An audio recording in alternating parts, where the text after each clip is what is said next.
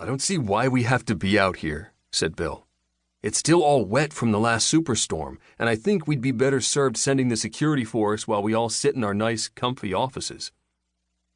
Joseph ran a hand through his long gray hair. Are you sad that you did not get to bring your big gun, William? Of course I'm sad.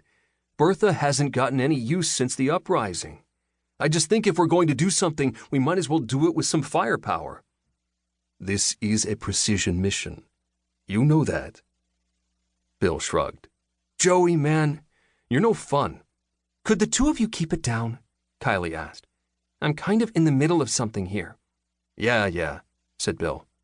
Let's do that voodoo that we do so well. He descended a ladder into the alley beneath their shadowy perch. Kylie watched him creep through the darkness, his tranquilizer gun raised. She lifted her gaze back to the aimed crossbow.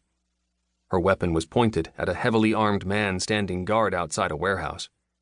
For all the killing she had been forced to do since the uprising, Kylie still hoped these missions could go smoothly. Let Bill have his fun with the tranquilizer darts. No need for bloodshed. Then, of course, there was Joseph.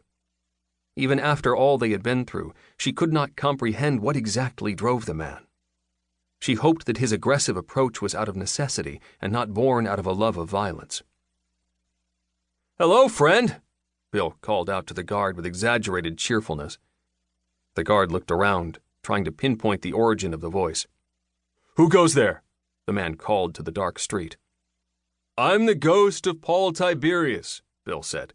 I've come back to tell you that I've been watching you, and the job you're doing disappoints me. Also, I admit I wore women's clothing to bed and had a deep love of the Easter Bunny. And don't even get me started on where I used to like Berthier to tickle me with a feather. You dare! The guard wheeled around in fury. I don't know who you are, but when we win this war, you'll pay for what you've said. I'm so very sorry, Chuckles, Bill said. The war is over. The winner is right up there, pointing a crossbow at you. The guard looked up. What? Who? Where? Good night, Bill said. He fired the tranquilizer gun. The guard dropped to the ground. Bill approached him with the gun outstretched and prodded the man's unconscious body with it. All clear. You guys can come down. 2. Kylie and Joseph made their way down to the street and walked over to Bill. Well done, William, said Joseph. Your methods are unconventional, but you get the job done. Joey, you flatter me, Bill said. The guy was one of the stupid ones. Seems like mostly stupid ones are left at this point, said Kylie. Confused people holding to disturbing ideals and spinning in place with no direction. Well put. So what's the next move, Kai? Bill asked. He squatted next to the guard and removed the man's weapon. He produced a pair of handcuffs and secured the guard's wrists. You want to rush in there? Frontal assault? I'm okay with that, Kylie said. Spies report that there's very little of Tiberius's forces left in this part of town. We go in and use the advantage of surprise, but we don't go in guns blazing. This is an arrest mission. Remember, the war is over. We bring these people in for a fair trial. Fine with me, said Bill. All that gunfire gives me a damned headache, and it's not like we've got access to Tylenol. Okay. Joseph, you want to stay out here? No, Kylie, said Joseph. I go with Bill. You are too important to risk on a mission like this. I have to agree with the man, said Bill. You're everything to this island. Stop kissing my ass, Bill, Kylie said, smiling. Fine, I'll stay out with the prisoner. You guys wrap this up. Don't hesitate to call if you need me.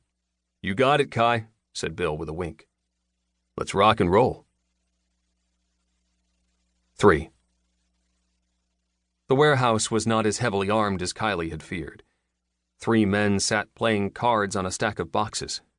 They weren't expecting intruders, and Bill and Joseph caught them off guard. Before they could reach for their guns, they were trapped and arrested. The bloodless raid Kylie had hoped for was a success. As her top lieutenants led the prisoners out of the building, she hoped that this would be the end of the fighting. The uprising war, with its massive loss of life, had tested her in every way possible. She had found in herself a power to command that she hadn't known she possessed. The people of the island revered her.